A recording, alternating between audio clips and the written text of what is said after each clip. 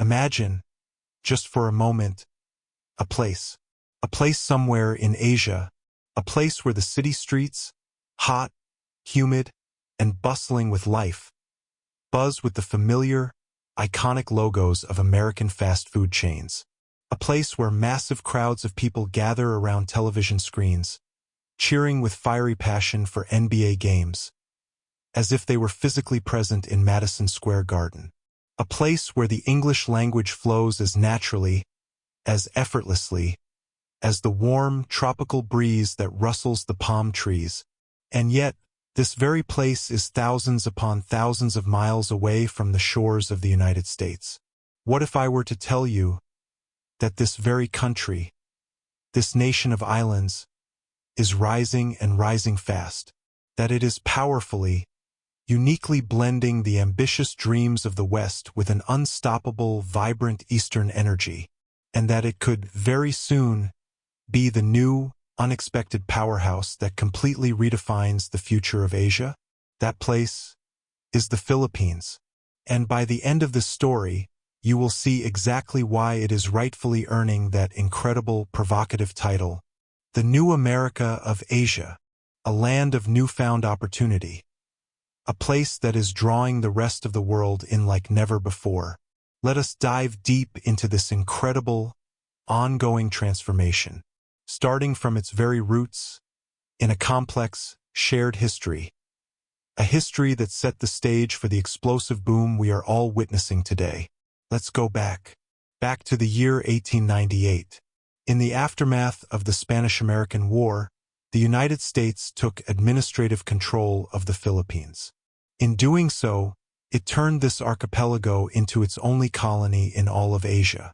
This period lasted for nearly 50 years, a half-century, until true, full independence was finally granted in 1946. During that formative time, America didn't just rule. It reshaped everything. They built a vast public school system, teaching an entire new generation from the ground up entirely in the English language. They set up a new form of government, a government modeled directly after their own, complete with a president, a bicameral Congress, and a system of independent courts. And with that government, they introduced radical, powerful Western ideas, like democracy, public education for all, and the concept of individual freedoms, ideas that still echo, resonate, and are held dear in the nation's soul to this very day. The Filipino people absorbed this new American culture deeply, profoundly, from the flickering silver screens of Hollywood movies to the dusty, sun-baked diamonds of baseball. It all worked together to make the country feel like a small slice of the U.S., transplanted improbably right into the middle of the Pacific Ocean. This, it must be said, was not just a surface-level imitation. It went much deeper. It forged a unique, complex, and powerful bond, a cultural and historical link that no other Asian nation shares so closely, so intimately, with America. Now, fast forward to this very moment. Today, that complicated, intertwined legacy, that shared history, is now unexpectedly fueling a massive economic surge. A surge that is turning heads, capturing attention, all across the globe. In the coming year, 2025, the Philippine economy is projected to grow by an astounding 5.6 to 6%. This powerful growth rate is outpacing many of its neighbors, making it undeniably one of Asia's fastest rising stars. According to the experts from the World Bank and the IMF, with a gross domestic product now nearing the milestone of $500 billion, the Philippines is no longer just a developing nation. It is, by all practical measures, an emerging giant. So, what is driving this incredible high-speed engine? For starters, we must look at the business process outsourcing industry, known simply as the BPO. This single sector has absolutely exploded. It has become a $35 billion powerhouse. It employs over 1.4 million people, and it contributes a staggering, stable 10% to the nation's entire GDP. Think of it as Asia's undisputed, unofficial call center capital. It's the go-to place where global companies like Amazon, Google, and JP Morgan all set up their critical, massive operations. Why here? Because Filipinos speak English, not just well, but with near-perfect, neutral, easy-to-understand accents. Because they inherently, instinctively understand American culture, its humor, its nuances, its slang. They get it. And, perhaps most importantly, because they work with a world-famous customer service smile, a genuine warmth and unteachable patience that is simply, famously hard to beat. This BPO sector has consistently grown by 8 to 10% yearly, remaining resilient and robust even through the toughest of global economic times. It is creating hundreds of thousands of new jobs, jobs that pay well above the national average, jobs that are powerfully lifting entire families out of the grip of poverty. Just picture a young woman named Maria, a recent graduate from a university in Manila. She started her career just a few years ago as a simple call agent, answering customer calls in the middle of the night. Today, she manages an entire team handling complex, high-level customer queries from the United States. Her story is the story of millions. It's a story that shows how the BPO industry is building a brand new, vibrant, aspirational middle class. A middle class that is now shopping, traveling, and dreaming big, just like in America. But it is not just outsourcing. There is another equally powerful economic engine: remittances. From over 10 million Filipinos living and working abroad, this river of money adds another 9.4% to the nation's GDP. They are sending home billions of dollars, a steady, reliable stream of capital that directly fuels local businesses, builds new homes, and creates massive real estate booms across the country. These overseas workers, they're bagong bayani, they're modern-day heroes, often working in the U.S. as nurses and healthcare professionals, or in the Middle East as engineers and skilled laborers. They bring back more than just money. They bring back new ideas. They bring back new skills. They bring back a global mindset that supercharges the local economy. Now, add to that a third massive driver: unprecedented infrastructure investments. New roads, gleaming world-class airports, modern, efficient trains, all funded by strategic deals with countries like China, Japan, and others. This level of infrastructure spending has jumped by an almost unbelievable 500% in the last decade alone, now accounting for nearly 6% of the GDP. This new infrastructure is connecting the vast, sprawling archipelago of over 7,000 islands, slashing the historically high costs of transportation and internal trade. It is as if the Philippines is building its very own version of America's transformative interstate highway system, making it easier, faster, and cheaper for both goods and people to move. And in doing so, it is attracting even more foreign investment from the US, from Japan, and from all across Europe. Culturally, the Philippines stands out in the Asian landscape like a bright, shining beacon of Western familiarity. It is ranked second in all of Asia for English proficiency, with a consistently high score of 570 out of 800 on global indexes. Filipinos chat, they joke, they negotiate, they create, they innovate, all in English, effortlessly. This shared language makes business deals and daily interactions smoother, faster, and far more relational than perhaps anywhere else in the entire region. This linguistic bridge, of course, comes directly from those American-style schools, set up more than a century ago, where English became a core foundational language, existing in perfect harmony side by side with Filipino. Just walk through any major street in Manila, in Cebu, in Davao, and you will see it with your own eyes. McDonald's, Starbucks, NBA jerseys are worn everywhere. Basketball is not just a casual sport here. It is a national religion. Kids in the most remote provinces, playing on makeshift dirt courts in their tsinelas, their flip-flops, are all dreaming of being the next LeBron James.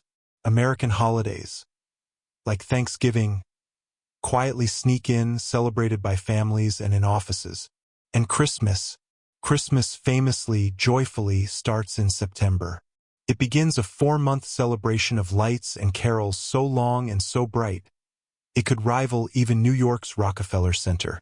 The pop culture is completely, joyfully intertwined. From sold-out Taylor Swift concerts to record-breaking Marvel movie premieres, American entertainment is Filipino entertainment. Even the food beautifully blends the two worlds.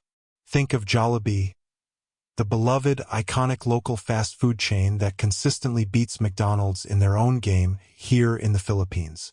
They serve spaghetti, but it's uniquely sweet, loaded with bright red hot dogs, perfectly matching the local Filipino taste.